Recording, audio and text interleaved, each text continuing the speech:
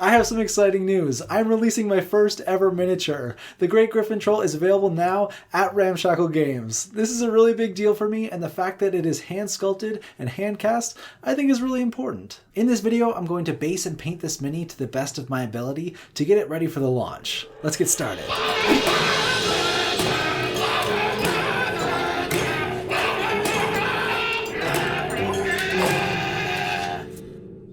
So why is hand sculpting important to me? Well, the world is weird right now. The internet is flooded with AI art, 3D printing companies are using AI generated models, and in general it's just a weird time to be an artist. I feel like people are craving humanity in art right now. People have an innate desire to connect with art and artists, and I feel like AI is kind of disrupting that. Going forward, I'm hoping there's a cultural shift that puts more value into handmade things. Then on top of all that, I just prefer the way that hand-sculpted miniatures look. I think there is a character, a charm, a warmth that you can't achieve with 3D sculpting. That being said, I also like 3D sculpts. I think 3D printing is super cool. In my last project, I had a friend 3D print a skull for me that I hand sculpted on top of, and then I had a different friend do a 3D sculpt inspired by my hand sculpted design.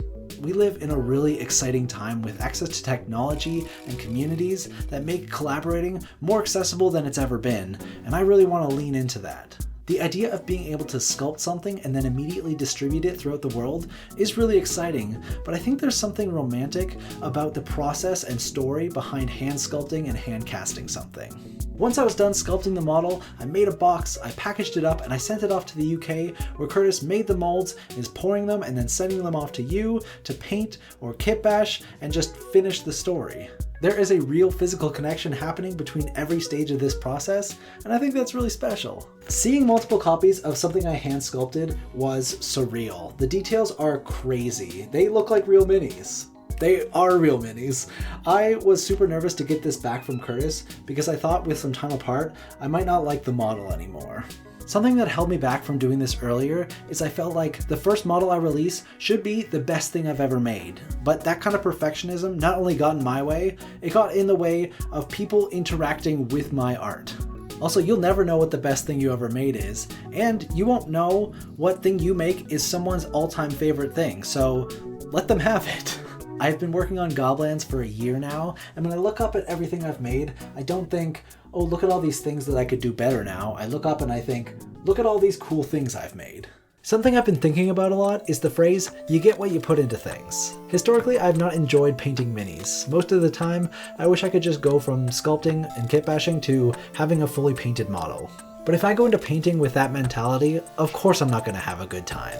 You get what you put in. So for this project, I went in with the intention of doing the best paint job that I possibly could. Investing in this process will not only make me have a better time, it will make me a better painter. I recently sang the praises of using oil paints to paint minis and said that that would be my primary method going forward. But for this model, I wanted a high level of control and detail, so I decided to use mini paints instead. I mostly used tabletop combat paints to paint this mini. They sent me these to try.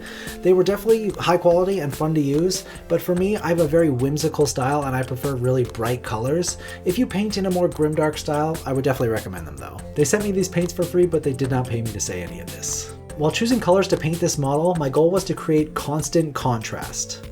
I wanted the feathers to be white like a classic griffin, so I made the face dark. The club was going to be bone white, so I made the hand dark as well. Originally, I painted the body a mid-tone brown, but that was a little bit boring, so to create some more contrast, I did the classic Trogoth paint scheme and I made a light belly with a slightly darker skin tone. I experimented with that process until every area felt visually distinct, and I was happy with the general placement, but it felt a little bit too natural and a little bit too bland for my tastes. I like to maximize whimsy with my paint jobs, so I introduced a saturated blue to the face. This is similar to what I did for the Caravan Troll. Once I put that on, I realized how much this model looks like Rafiki, and I'm not mad about it.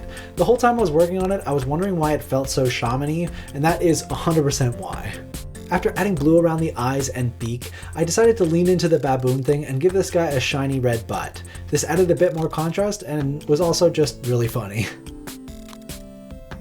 I love the sculpting process, but my models are infinitely more satisfying to look at once they're painted. And just because I love the sculpting process doesn't mean I can't enjoy the painting process. And I did have more fun painting this model. I will say it definitely has some of the jank that hand-sculpted models will sometimes have. There were some lumpy textures, the eyes were a little bit wonky and I had to repaint them a couple of times to make them look good, but to me that's part of the charm of painting hand-sculpted models. Going over every detail again in this new way was really satisfying and made me really proud. I worked really hard on this model and there's a lot of detail to it and it's really good. Painting forced me to slow down and really appreciate all the work I put in, literally highlighting all of the detail that I sculpted 7 months ago. In a way, this model is a kind of time capsule on my sculpting journey, hopefully one of many to come. Am I a better sculptor now? For sure. Am I crazy proud of this mini? Absolutely. This is a special model, so I knew I wanted to give him a more elaborate base. He is the guardian of the mountain pass, so I knew I wanted to give him a bit of elevation, while fitting into the Goblins theme of everything sitting on top of ancient ruins. Goblins is built on top of an ancient civilization, and I want to incorporate that as a motif when it comes to basing. You can see it clearly in models like the Bridge Troll and Tower Giant, and I also included a ruined archway on the base of my Primordial Giant. In art school, I had a lot of professors who required us to properly mount our pieces once they were done. This always annoyed me because the piece was done, why do I need to spend more time on it? I always thought they were trying to prepare us for marketing or business pitches or showing in galleries, but looking back, I don't think that was the point. The point was to display your work with pride.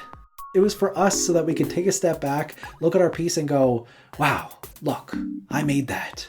You can't get that kind of satisfaction when you've got your piece rolled up inside of a garbage bag. This base was my way of displaying this mini with pride, so I knew I had to go all out.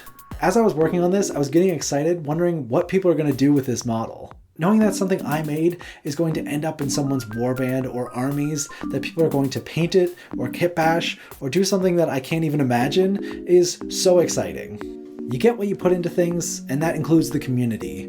Knowing that I'm going to take a part in someone's creative journey is so satisfying to me. After working on goblin music to study and relax to, I really feel driven to participate in the community more. I know that the best things I make are through collaboration, but I have to relearn that lesson every year or so. If you want to collaborate on something, or if you have a project that you think I would be a good fit for, hit me up. Also, I'm not opposed to commissions, so if you have a cool idea for the centerpiece of your fantasy army, my DMs are open. I've mostly stopped taking oil painting commissions so that I could focus more on this channel, which has taken a toll financially, but I'm starting to see a way that I can make this more sustainable. One of the best ways to help support me and this channel is to buy this mini. It is available now at Ramshackle Games, link in the description. Also, please subscribe. Also, if you want a chance to win one of these trolls, I will be giving one away to my lovely Patreon supporters. All you need to do is join at any paid tier and follow the prompt over there. If you paint or kit bash or do something with this model, please let me know. The best way to do so is to go over onto Instagram, tag me at GOBLANDS, or message me directly. There are so many better painters out there, and I am so excited to see what they do with this model. If you haven't seen the part 1 to this video and you want to see how I sculpted it, check out the video here. And as always, let me know what you want to see me make next time. Here's to another year of Goblins. Bye!